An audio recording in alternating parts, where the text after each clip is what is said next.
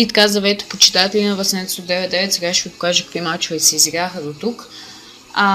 С 6-ти епизод сме, мисля, че са на менеджер мода с Толк. Днес ще играем няколко, доста мача. Искам да кажа, първия с Man City, да. Искам да кажа, че апдейта ще бъде качен другата седмица сигурно. И той ще съдържа скотборди. Иначе, ето виждате първи матч за този клип. Man City са втори, ние сме трети. На практика това е сблъсък за второто място. Виждате състава на City, мисля да продам Питър Крауч, но ще видим, ако дойдат оферти, тъй като сме много зле с парите. И харесах няколко футболисти, имаме доста нападатели, поне един трябва да си отиде, нямаме крила, десен халф нямаме. Както и да е, начало на матча. В 10-та минута само отправи удар, но в аут. Сега Найсмит воде. Удар на Найсмит, пак в аут. Де Йонг стреля и той в страни от вратата. Найсмит от доста голяма дистанция опита удар, но не стана. Телес, възможност за Телес, опит за прехвърлящ удар за малко. Шоу крос към Делап, който стреля, но Харт спаси. И край на първото по време 0-0. Виждате статистиката. Старт на второ по време. Питър Крауч, доста опасен удар, но Харт спаси отново. За не знам кой ти път. Ето отново страхотен удар на Крауч, но без спасена. Сега Телес. Центриране, много неточно в аут. Пенант. Удар на Джермейн Пенант в страни и 0-0 край на матча. Ще симулетнем този матч с Увърхемптън да видим какво ще се получи. Побеждаваме 1-2, супер. Продължаваме с матчовете. Вижте лига, играем днес с Астон Вила, виждате класирането, на 2 точки сме зад Челси, на една зад Манчестър Сити. Ето виждате нашият състав. Сега ще видите този и на Астон Вила.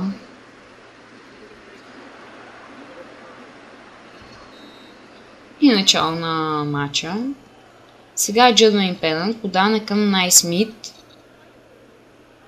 Найсмит стреля и 1-0. 7 минута на матча.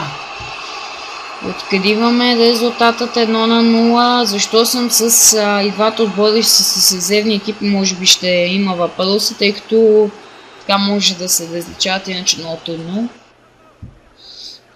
Сега Рамос мина през Халът, но не и през Шоу крос. Найсмит стреля 2-0. 18-та минута на матча. Два бързи гола за Столк и резултатът е вече 2-0. Искам да кажа, че матчът с Man City е на Professional, той с Астон Вила е на Semi-Pro. Тук опит да за удар на бент не стана. Крауч стреля и в 45-та минута Питър Крауч прави резултатът класически. Аз мисля, че казах, че срещу отборите от топ 7 игра на професионал. Отборите от по-долу, под топ 7 от 8 надолу, игра на семи. 3-0 на почивката водим. Сега Камбиасо. Удар на Камбиасо. Шейгиван спаси. Сега Дефунесо или нещо. Толсот стреля и ето го почетното попадение в 90-та минута за Вила. Дефунесо вкарват 1-1, побеждаваме Астон Вила. И така, сега ще симулетваме матча с Блекбърн, да видим какво ще се получи. 1-3, 2 гола на Камбиасо, но и той е изгонен. Продължаваме с симулетването с матча на Уиган. Виждате Давид Нейвс го взехме от скаутите, да. Шотън го продаваме на Мидълсбро.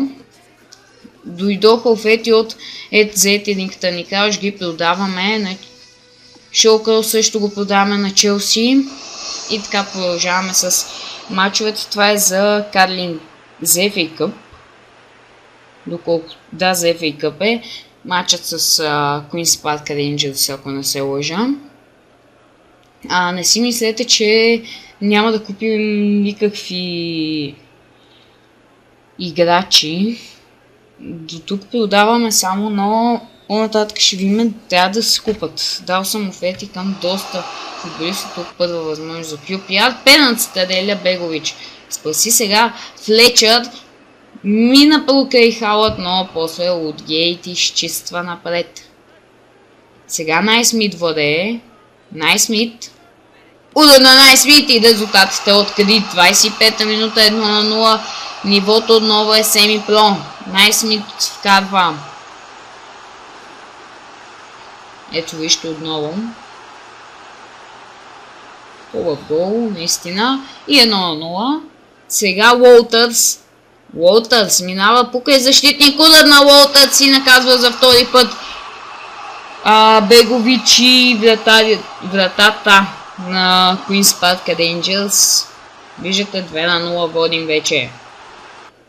Сега отново Уолтърс. Стреля! Бегович спаси. Бегович, знаете, бившия ни вратар. И тук свършва първото по време. Водим 2-0 убедително. Старт на второ. Веселото нямаше толкова положение. Все пак Уолтърс стреля, но Бегович спаси. Корнер. Пуснах Давид на Нейвс, който центрира на главата на Шоукърос. И Шоукърос вкара 74-та минута. Нейвс мисля, че е на 16 години, ако не ме лъжа паметта. Наистина.